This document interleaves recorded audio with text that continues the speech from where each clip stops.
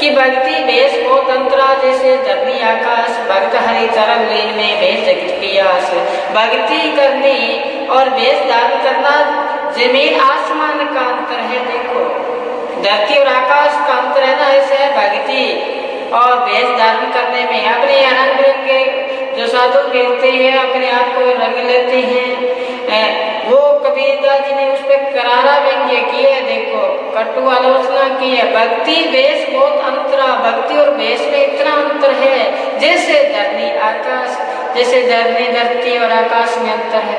कहते भगत हरि चरण लीन में बेस जगत की आस।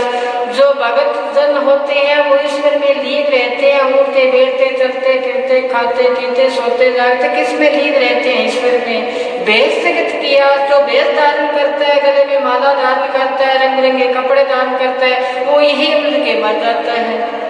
कहते भक्ति मार्ग सांकड़ा राई दस में भाई। बहुत गहरी गहरी बातें हैं कबीरदास जी की, सुनो। भक्ति बेस बहुत अंतरा जैसे धरनी आकाश, भगत हरि चरण लीन में बेस जगत की आस। तो क्या बताया कि भक्ति मार्ग सांकड़ा, भक्ति का जो मार्ग है इतना संकुड़ा मार्ग है, जैसे राई देखी होगी, राई का 10वां भाग देखो कि भक्ति मार्ग सांकड़ा राई जिसमें भाई। मन तो निर्मल हो रहे हो कर रही समाई। मन हाथी बना पड़े तो कैसे उस पे निकल पाएगा, क्योंकि आपकी भक्ति का जो मार्ग है वो तो राई का 10वां भाग है और मन हाथी बना पड़ा है।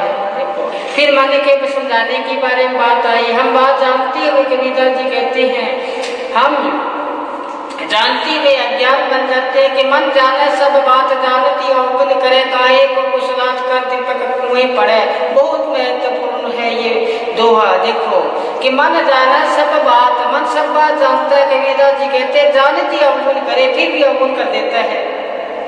काहे को कुशलात कर दीपक कुएं पड़े। हाथ में दीपक लेकर कहाँ पढ़ना है, फिर कुएं में पढ़ना है। फिर तो ये बात हुई हाथ में दीपक है, हम जा रहे हैं, आगे कुआं है, फिर कुएं में गिर जाए तो ये जानबूझकर वाली बात हुई, अज्ञानता वाली बात हुई कि हमें ये शरीर मिला है, ये बड़ा ही महत्वपूर्ण है। बहुत कहते हैं कि ये जन्म मिलता है ना तो ये बड़ी कठिनाई के साथ मिलता है। पता नहीं कितने एक हम जन्म को जो योनि है उसको भुगतने के बाद में ये मिलता है। गुरबाणी में एक पंक्ति आती है, 184 धूम सबाई मानस को दे बढ़िया इस पौड़ी ते जेगर चुके आई जाए तो पाइंदा।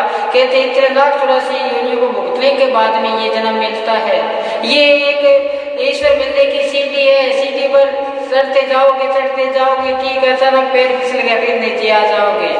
ये कहते हैं कई जन्म भाई कीट पतंगा, हम पता नहीं कितने जन्म में हम कीट पतंगे बने थे, कई जन्म का जमीन कुरंगा। देखो कभी मछली बने क्या, कभी हिरण बने, मिल जगदीश मिलन की बरिया। अब पर ये है ईश्वर मिलने का अवसर आया है, इसमें हम देश से हम ईश्वर को मिल सकते हैं, अन्यथा नहीं। तो कबीरदास जी ने यही बात कही। फिर कबीरदास जी ने कहा कि हम ईश्वर को ढूंढे तो किस प्रकार से ढूंढे, कैसे मिले हम ईश्वर से। तो बहुत गहरी बात है, सुनना गौर से।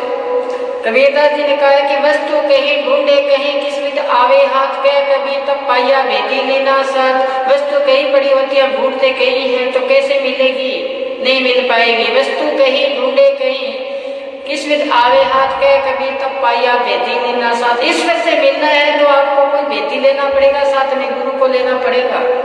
अगर गुरु आपको मिल गया तो आपको रास्ता बता देगा, इसमें मिलने का मार्ग बता देगा। फिर देखो क्या कहा, बेदी लीना सत का दिनी वस्तु लखाए कोट जन्म का पथ तापल में पहुंचा जाए। जब हमें बेदी मिल जाए, गुरु मिल जाए हमें, तो कहते हैं हम करोड़ों युगों से ईश्वर से बिछड़े हुए थे, फिर हम मिल जाएंगे।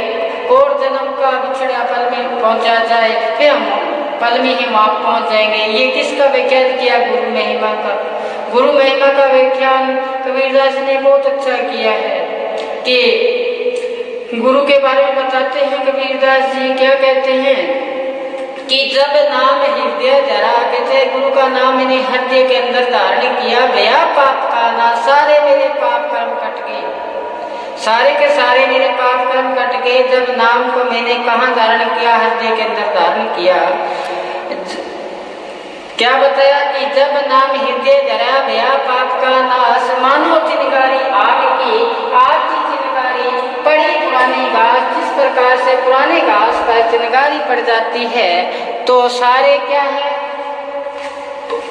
घास है वो क्या हो जाती है, जल जाती है। इसी प्रकार कबीरदास जी कहते हैं कि जैसे ही नाम है ईश्वर का धारण किया हृदय के अंदर, तो मेरे सारे पाप कर्म कट गए, गुरु की कृपा हुई, गुरु की दया मेहर हुई। तो मानो चिनगारी आग की बड़ी पुरानी घास, इस प्रकार से पुरानी घास होती है, उस पर थोड़ी सी चिनगारी पड़ जाए तो घास क्या हो जाएगी, सारी जल जाएगी। इसी प्रकार पाप कर्म जल जाते हैं। तो ये गुरु के बारे में बताया। फिर बताया गुरु कैसा होना चाहिए। गुरु कुमार शीश कुंभ है, गड़गड़ काटे खोट, अंतर हाथ की सहार दे, बाहर मारे चोट। गुरु है कुमार की भांति है। जिस प्रकार से कुमार अपने मटका घड़ा बनाता है, हाथ अंदर रखता है, ऊपर थापी से उसको पीटता है, तो इसी प्रकार गुरु है वो शीशे के अंदर जितना भी पाप कर्म है उसको निकाल देता है और उसके जगह उसका हृदय निर्मल पाक पवित्र बना देता है। ये हुआ। और इसी प्रकार कबीरदास जी ने बताया कि माला फेरने से कोई फायदा नहीं है, मन को फेरो। मन है उसको फेरने का, से मन को काबू में रखो, मन को ऐसे काम में लगाए रखो, अच्छे काम में लगाए रखो जो आपका मन का भटकाव न हो। और चलते फिरते उठते बैठते उस ईश्वर, उस मालिक, उस परम पिता परमात्मा के लीन रहना चाहिए। तो कबीर माला काट की कहे समझावे तो ही, काट की माला है वो भी आपको समझा रही है। क्या कहते हैं, मन फिरावे आपनो, कहते तेरा मन फिर रहा है, का फिरावे वही, मुझे बार बार क्यों तू माला को फेर रहा है। फिर देखो एक जगह और लिखा है कबीरदास जी ने, ध्यान से सुनना।